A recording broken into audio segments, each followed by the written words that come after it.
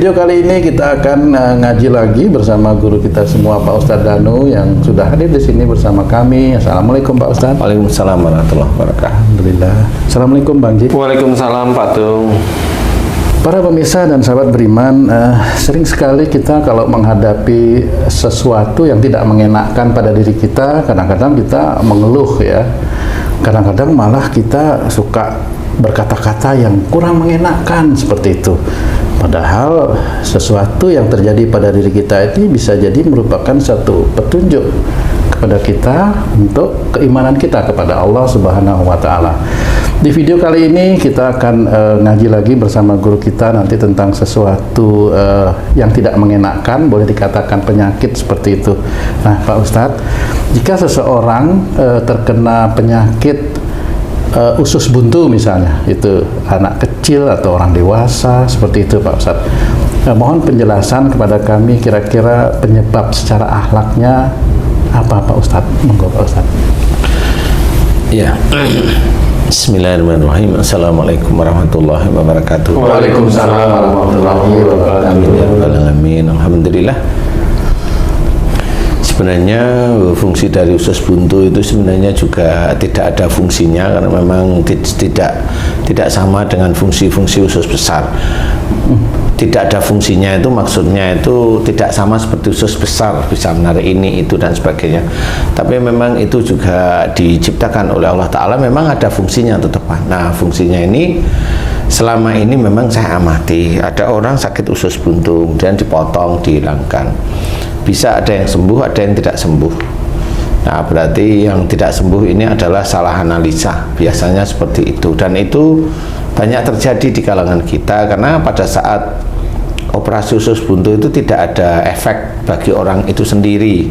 Beda karena kalau yang diambil itu adalah usus besarnya, nah itu beda. Yang diambil itu empedunya umpamanya, beda. Yang diambil itu organ ginjalnya, itu beda. Jadi usus buntu ini menurut para dokter ini memang tidak terlalu berpengaruh terhadap fisik ya. Jadi fungsinya di tubuh itu tidak begitu tampak lah. Nah, cuma kalau dari sisi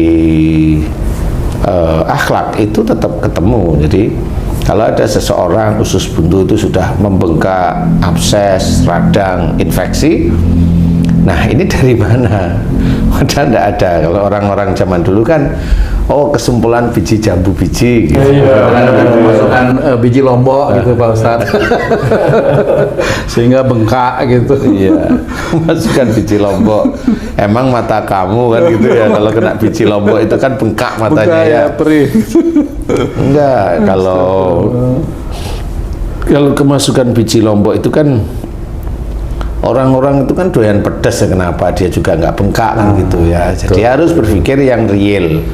Realitas sehari-hari itu harus kita pikirkan lah, kenapa itu kok bisa bengkak, kenapa bisa infeksi, kenapa bisa radang, atau bahkan kenapa bisa pecah seperti itu. Ya, betul.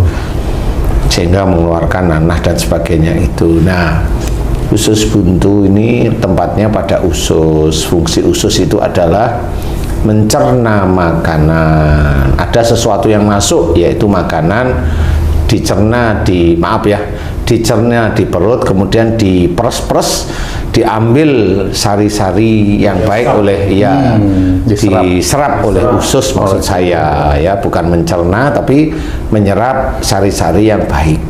Sari-sari yang baik dari makanan tersebut, sehingga sari-sari yang baik itu akan dilanjutkan ke fungsi tubuh yang lain, kemudian dipakai oleh tubuh untuk mineralnya, dipakai kan, fungsi-fungsi mineral dipakai, fungsi air dipakai, fungsi gula kalau tidak terlalu berlebihan ya dipakai untuk energi dan sebagainya, seperti itu.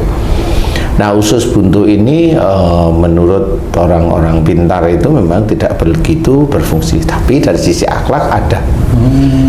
Jadi karena memang usus itu sendiri itu fungsinya adalah menyerap hal-hal yang baik dan juga mengeluarkan sesuatu yang tidak baik. Tidak baik itu maksudnya sisa makanan ya, bukan tidak baik yang berhubungan dengan usus langsung ya, yang berhubungan dengan usus. Nah, seseorang itu Kalau dia belajar dari sisi agama Islam, dari sisi syariat, itu mirip seperti fungsi usus itu sendiri. Fungsi usus itu ya mampu menyerap hal yang positif dan nanti mengeluarkan yang tidak berguna istilahnya. Manusia harus seperti itu. Jadi umpamanya Haji J nih digoda dengan wanita cantik, manfaat nggak di dunianya? Hiburan jadi Jadi hiburan, bener ya? Jadi hiburan. Kalau istrinya jengkelin, godaan ini menjadi harapan. harapan digoda ya. Harapan digoda. Nah ini juga sama, Tung juga sama. Kalau kamu digoda wanita, itu gimana coba? Ya kadang-kadang tergoda Pak Ustadz. Karena sesuatu itu tadi itu kondisinya Gimana coba? Kondisinya itu mungkin di rumah itu pada diam-diaman.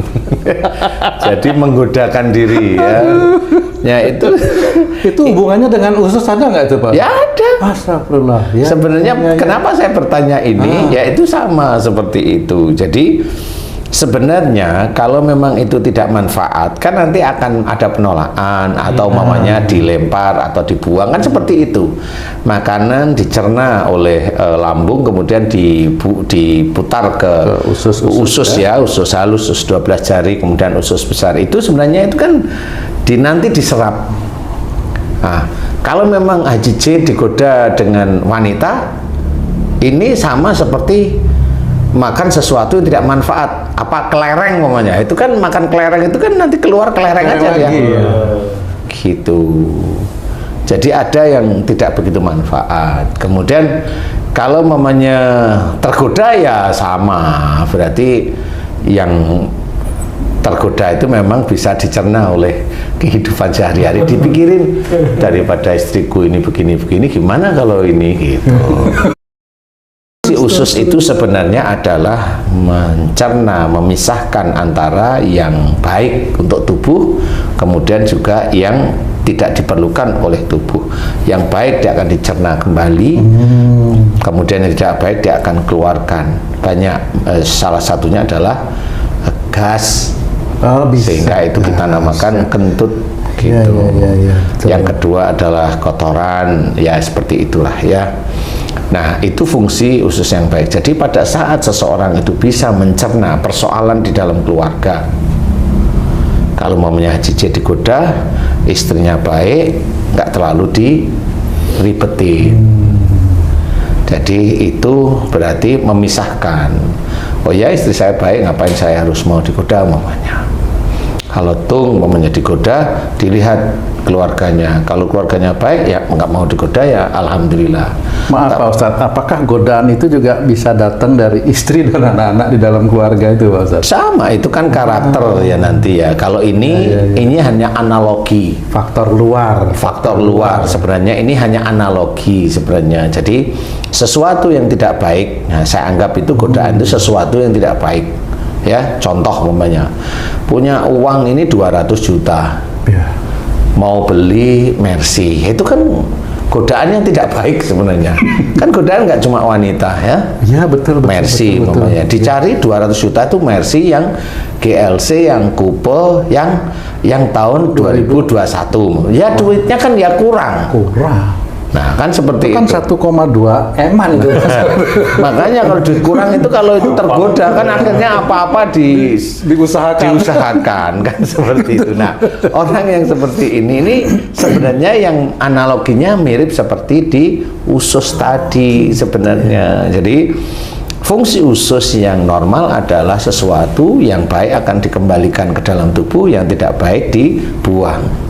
Nah, kalau usus buntu bagaimana? Nah, usus buntu ini adalah usus yang memang tidak terlalu ada fungsinya bagi orang-orang pintar. Bagi saya tetap ada fungsinya. Makanya kenapa ada orang sakit usus buntu? Kalau orang pintar itu, namanya Pak Dokter itu ya, kalau ini kelihatan di daerah itu, daerah kanan bawah, oh ini usus buntu, udah kita besok operasi, potong aja selesai, nggak perlu dia analisa yang aneh-aneh. Tinggal nanti ditunggu masih sakit apa enggak. Nah ini yang repot ya.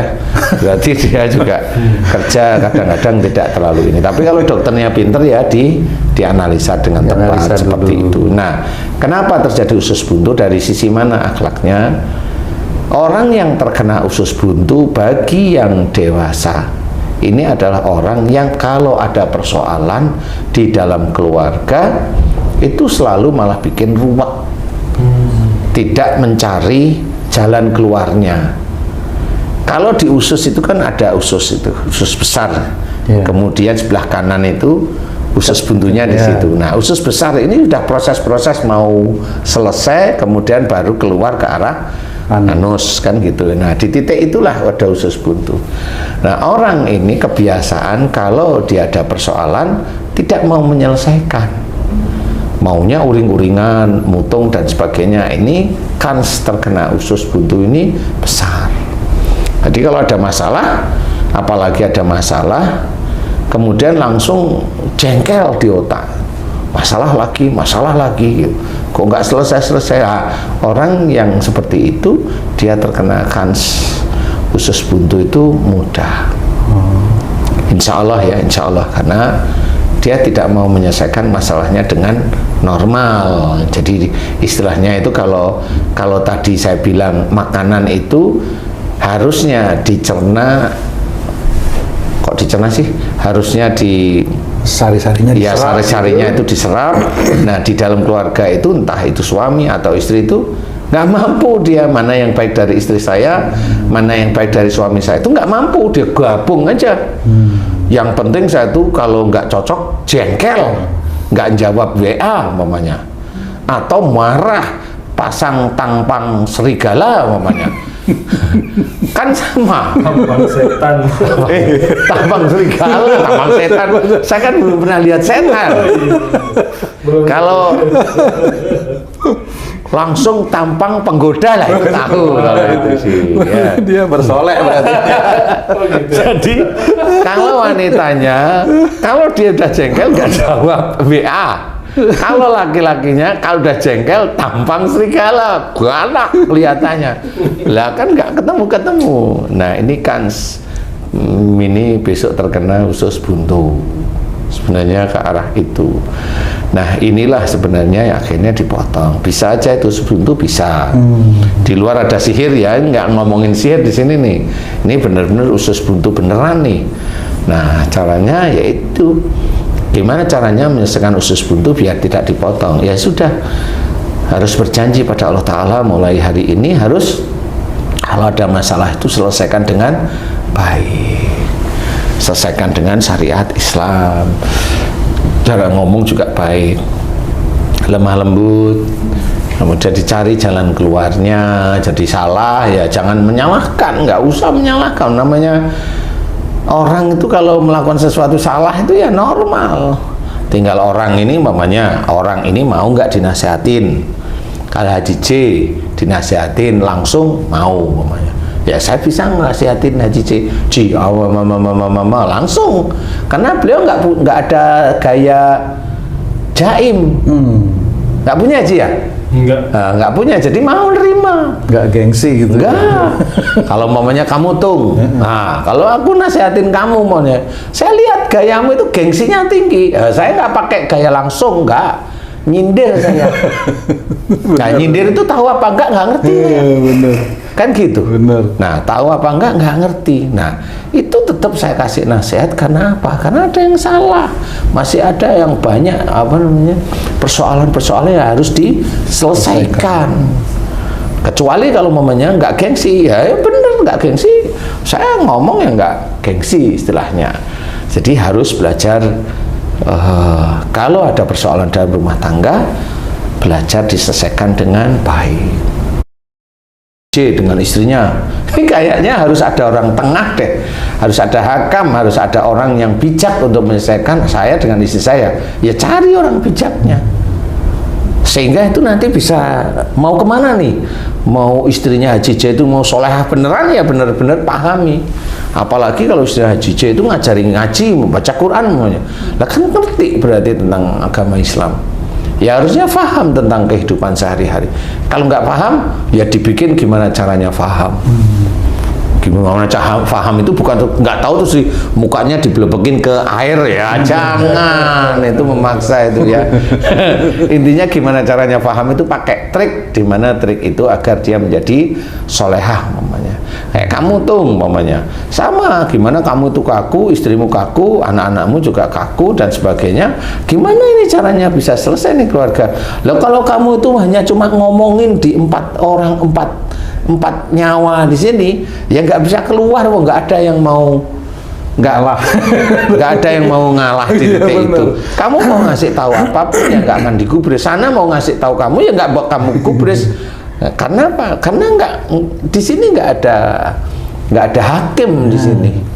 Nggak ada hakim, jadi ya kalau ngomong ya ngomong aja, menurut kamu selesai, menurut sana selesai, menurut anakmu selesai. Padahal kalau dilihat nggak ada yang selesai itu, gitu. Nah inilah yang akan menjadi masalah nanti di usus buntu, insya Allah itu seperti itu. Nah itu tergantung, umpamanya anakmu cuek, ya dia tidak terkena usus buntu lebih awal. Lebih awal. Tetap mengintai nih, tapi mengintai aja nanti. Itu walaupun ini nggak jadi doa, umpamanya nggak taunya dia dapat suami atau dapat istri jengkelin. Nah ini udah kepancing terus. Kalau mamanya dulu anakmu yang laki atau yang perempuan, kalau ngomong sama kamu nggak kamu gubris, kan jengkel nih udah. Jadi persoalan itu tidak pernah selesai. Sekarang terbalik Pak Ustadz. Gimana? Saya yang ngomong nggak digubris. Wah, ini dibalik nih, tapi ini yang salah. Yang ini yang salah ini kayaknya gurunya yang saya langsung astagfirullah. Nanti udah impas nih. Belum juga ternyata. Tetap ada persoalan. Iya, tetap sehari-hari kan ujian. Jadi ya tetap. Makanya caranya menyelesaikan usus buntu adalah ketahui persoalannya itu apa. Yang menjadikan marah di dalam keluarga itu apa. Kayak Haji J mempunyai persoalan dengan istrinya. Haji J emang nggak marah, tapi kan gedek aja. Nah ini insya Allah nggak jadi usus buntu, tapi masalah yang lain mengintai gitu. Ya, usus buntu nggak, tapi masalah yang lain mengintai. Apa itu Pak Ustadz kira-kira? Ya belum tahu saya, kan belum terjadi. Udah takut. Maaf ya Ji, maaf. Paling tidak itu yang mengintai itu adalah akhiratnya nanti. Jadi tetap harus diselesaikan persoalan demi persoalan, karena persoalan itulah ujian. Betul. Persoalan di dalam keluarga itu ujian di dalam keluarga harus diselesaikan dengan syariat agama Islam yang baik, sehingga itu menjadi pahala, sehingga itu menjadi lulus di hadapan Allah Ta'ala. Itu cara-cara Islami. Kalau dibiarin namanya cuek. Kalau udah masalah yang lain lagi nanti. Karena masalah lain lagi ya cuek lagi, akhirnya cuek gitu. Akhirnya nggak selesai semua masalah gitu. Ini masalah datang itu biarin, nanti selesai sendiri. Padahal yang itu selesai karena Allah ingin bikin masalah baru aja, ujian selesai aja karena dibiarin. Tapi kan ujian nggak bisa, sehingga pahala di dalam rumah tangga itu nggak dapat semua. Ya istrinya nggak dapat, suaminya nggak dapat, sehingga di dalam berumah tangga ini yang mana nih mau ku anfusakum ba'alikum naro nggak ketemu. Jadi ayat itu nggak ketemu, sudah mau dicari kemana nggak ketemu nih. Kayaknya nggak bisa deh saya gitu. Nah ini yang menjadikan nanti menjadi sumber, jadi salah satunya adalah usus buntu. Ya. Ustaz, kalau seseorang sakit usus buntu kemudian dioperasi dipotong, tapi akhlaknya nggak berubah, tetap seperti penyebab usus buntu tadi itu, meningkat ke penyakit apa tuh biasanya? Biasanya meningkatnya ke penyakit ya besok itu bisa menjadi tumor atau kanker usus. Kan itu persoalan dalam keluarga yang intinya kalau nggak ada jalan keluar itu maunya marah, diem tapi marah. Besok pas marah keluar ya bisa dikeluarin. Itu kan biasanya kalau orang muslim rata-rata kalau sudah melakukan hal tersebut itu kan jarang taubat kepada Allah Ta'ala, bahwa yang dilakukan tadi, kemarinnya lusa dan sebagainya itu sebenarnya itu dosa. Tapi lewat begitu saja. Lewat begitu saja karena memang nggak ngerti kalau yang habis dilakukan itu dosa. Taunya yang itu amal ibadah itu sholat, taunya itu. Padahal kalau sholat itu paling hanya 5 menit. Pada saat dia marah sama istrinya, itu bisa berjam-jam itu. Berhari-hari malah bisa berhari-hari. Jadi kalau ibaratnya dihisap pada saat itu tekor. tekor. Sehingga dari mana? Kalaupun umpamanya dikatakan, loh kalau sholatnya baik kan semua perilakunya dianggap baik. Nanti dulu. Kalau memang sholatnya baik berarti dia sudah mengamalkan sholat itu. Iya, sehingga dia dalam sehari-hari insya Allah perilakunya baik. Tapi kalau dia sudah sholat, tekun, rajin, tapi perilakunya masih emosional, masih gedek, masih ini, masih itu, lah kan aplikasi dari sholat ini nggak ngerti apa yang dikerjakan dari sholat, nggak ngerti. Sehingga itu tetap menjadikan hadis tersebut dari riwayat Tirmidzi insya Allah tidak bisa dipakai. Hanya maunya kalau sholat itu baik, nanti amal perbuatannya dianggap baik oleh Allah Ta'ala. Padahal dia sholatnya baik, nggak taunya amal perbuatannya nggak baik. Bingung malaikat kan nggak mungkin, malaikat tetap rapi. Dia sholat ditulis 5 menit tertib, sholatnya 3 menit, doanya 2 menit, sholatnya 3 menit, doanya 15 menit. Yang diminta dari doa ini apa? Dunia semuanya salah lagi. Jadi itu sebenarnya diperhitungkan semua, makanya kita harus hati-hati. Dari titik itulah makanya sholat seorang muslim bisa habis dengan perilaku dia sendiri. Berarti yang dinamakan sholatnya baik itu berhubungan dengan perilaku dalam kehidupan sehari-hari, Pak Iya, Ustadz, ya? insya Allah seperti itu. Impactnya itu harus ke sana. Karena yang dia baca Quran. Bukan mantra, itu Quran. Nah, Quran itu isinya kan baik semua. Ada larangan, ada perintah dari Allah Ta'ala, ada disuruh berbuat baik, ada berakhlak baik, ada hormat pada orang lain, ada hormat orang tua, harus disuruh ikhtiar yang baik. Dan itu kan banyak sekali baik-baik semua. Nah, itulah impactnya harus ke sana. Ustaz, kalau ada suami istri ribut, saudara sama saudara ribut, antar teman ribut, tapi setelah ribut dia berbaikan lagi, tapi tidak ada permohonan ampun satu sama lain, apakah itu tetap dosa dihitung? Tetap, karena ributnya itu kan bermasalah. Umpamanya dia ributnya menjelekkan saudaranya satu juga menjelekkan orang, ini kan sama seperti. Jadi tidak paham bahwa menjelek-jelekan saudaranya ini dosa.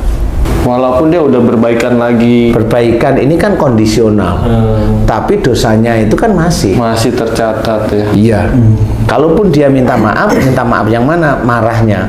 Dia kan tidak minta maaf, dia jelek-jelekin saudaranya di tempat lain. Perlu dibilangin juga tuh Ustaz. Ya kalau nggak perlu ya nggak apa-apa, tapi mohon ampunlah pada Allah. Ya Allah, saya memfitnah saudara saya. Lah kan benar itu jelas. Ya Allah, saya memfitnah saudara saudara saya begini. Nah itu insya Allah jelas, karena sudah dijelaskan dalam Quran. Wala tajassasu. Biasanya mereka atau kita tuh kalau udah selesai marah dan lain-lain, kemudian bermain lagi atau berhubungan baik lagi, itu udah merasa udah nggak ada dosa lagi yang lalu, seperti itu biasanya gitu. Iya sih sebenarnya. Sekarang persoalannya itu begini loh Ci. Ini persoalannya begini. Tujuan Haji C dari Jakarta menuju Surabaya. Ini dari berangkat nih, menuju Surabaya nih.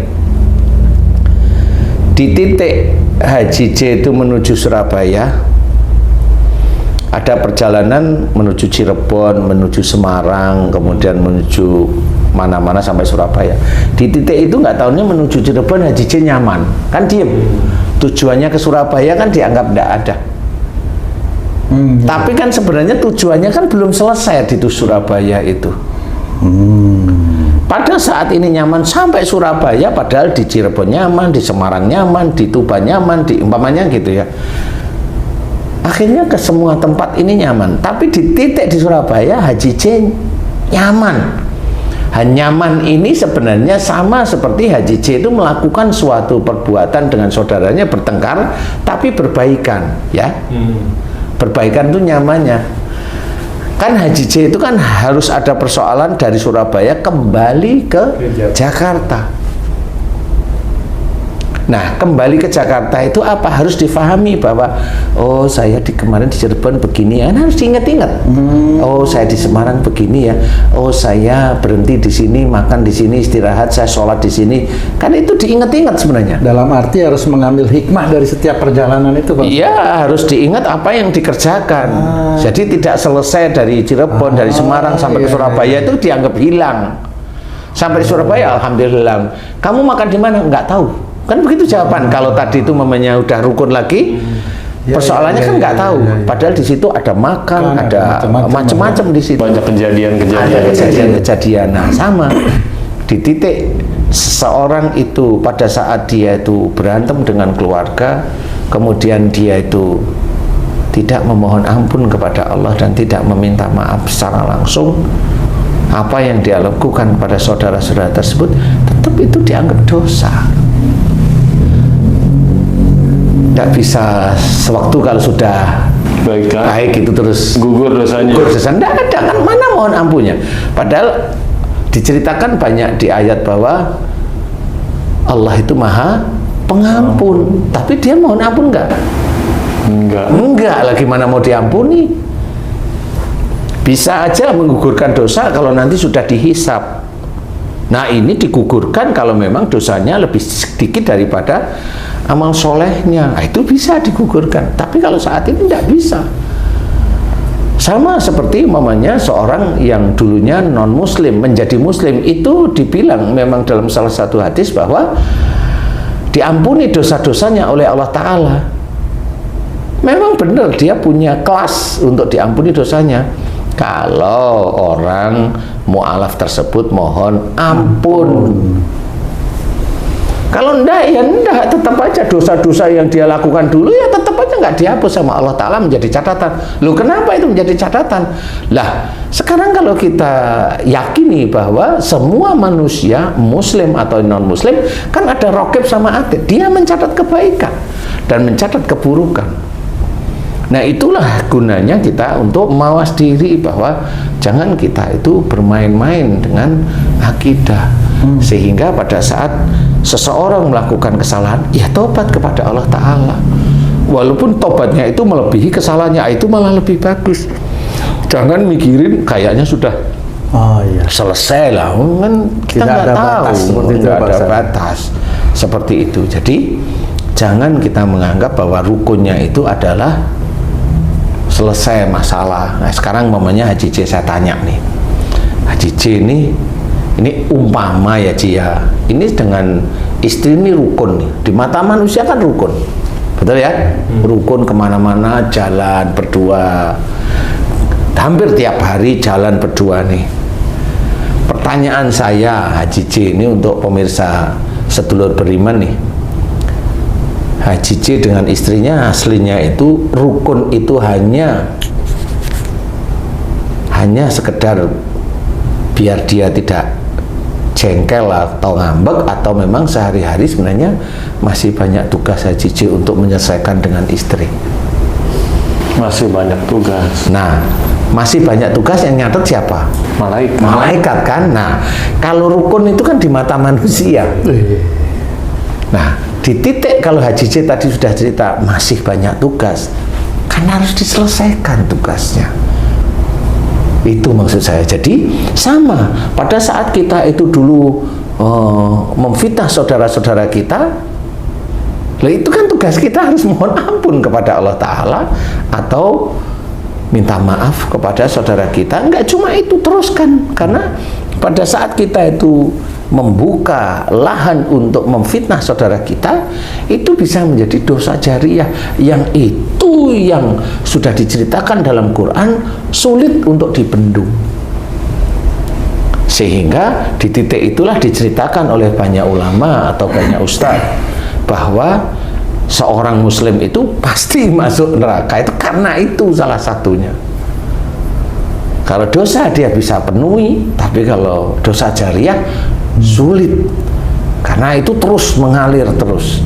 Nah inilah sehingga dikatakan semua orang Islam masuk neraka. Nah baru nanti dosanya selesai, baru dimunculkan. Nah, kalau kita itu ingin tidak seperti itu, belajar untuk tidak memfitnah orang lain sebenarnya. Siapapun, walaupun itu seorang ulama, walaupun itu seorang ustadz, dia harus belajar mulut ini terkunci untuk memfitnah saudaranya yang muslim. Harus belajar. Kalau enggak, dia akan membawa gerbong. Membawa dia gerbong. Dan kalau sudah begitu, orang muslim nggak ngerti kalau dia itu ke bawah, menjadi ikut memfitnah, merasa benar. Makanya tadi wala tajassasu wala yaktab ba'dukum ba'do, itu kan dijelaskan. Ya, dijelaskan bahwa di antara kita itu jangan merasa lebih baik daripada yang lain, karena yang lain itu bisa lebih benar malahan di hadapan Allah Ta'ala. Nggak usah. Nah, orang yang hobinya memfitnah itu kan merasa dirinya benar. Nah, itu yang harus diketahui. Jadi penyakit usus buntu tadi adalah jika dalam rumah tangga itu kalau ada masalah tidak terselesaikan, tetapi munculnya adalah marah. Kalau munculnya umpamanya kayak tipe Haji C yang tidak marah, ya nggak kena usus buntu. Seperti itu. Bukan berarti selamat dari intaian masalah itu juga begitu Pak Ustadz. Jangan ganti-ganti.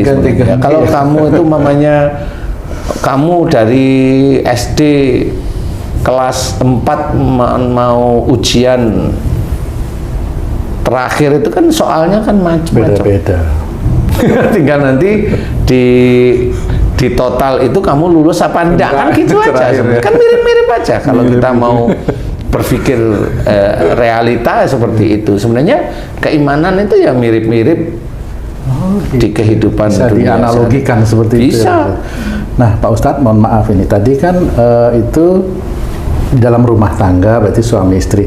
Kalau yang terkena usus buntu ini seorang anak kecil misalnya, itu bagaimana Pak Ustadz? Sama, di orang tuanya itu kalau menyelesaikan masalah emosional, salah satu emosional bisa, dua-duanya emosional bisa. Turun ke anaknya seperti itu. Ya sebenarnya sifat itu ada pada anaknya.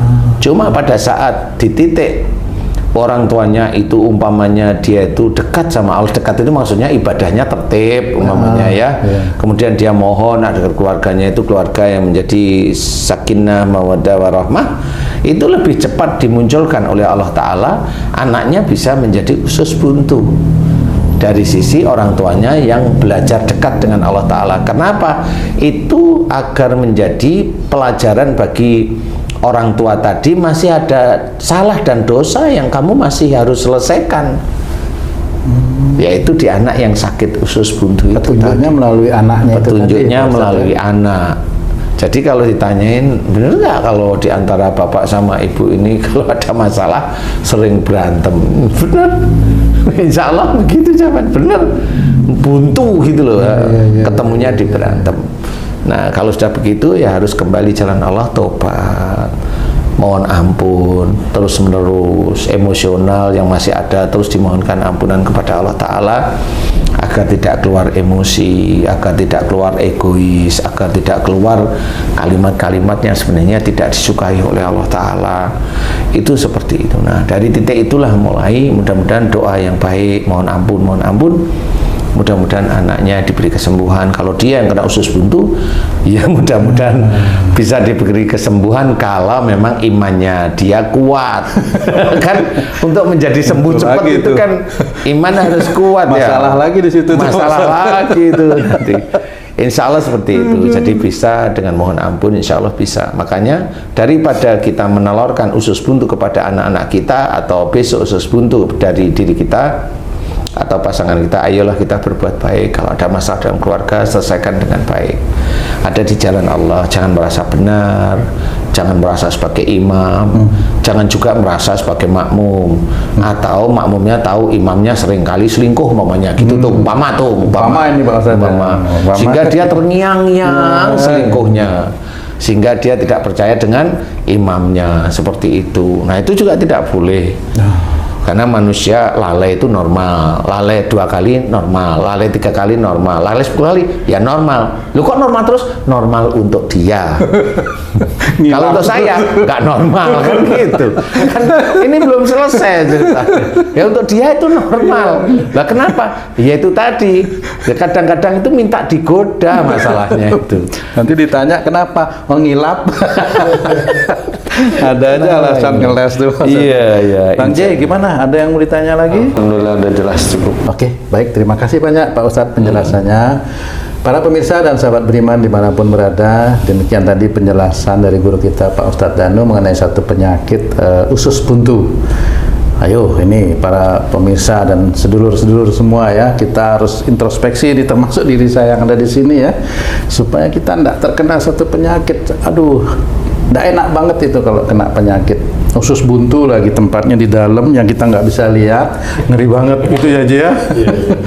Nah, para pemirsa dan sahabat beriman dimanapun berada, demikianlah video kami kali ini, kajian kami kali ini. Mudah-mudahan ini bisa bermanfaat untuk meningkatkan keimanan dan ketakwaan kita kepada Allah Subhanahu wa Ta'ala. Saya Tung pamit diri, kita jumpa di kajian kami yang lain. Wassalamualaikum warahmatullahi wabarakatuh. Waalaikumsalam warahmatullahi wabarakatuh. Alhamdulillah.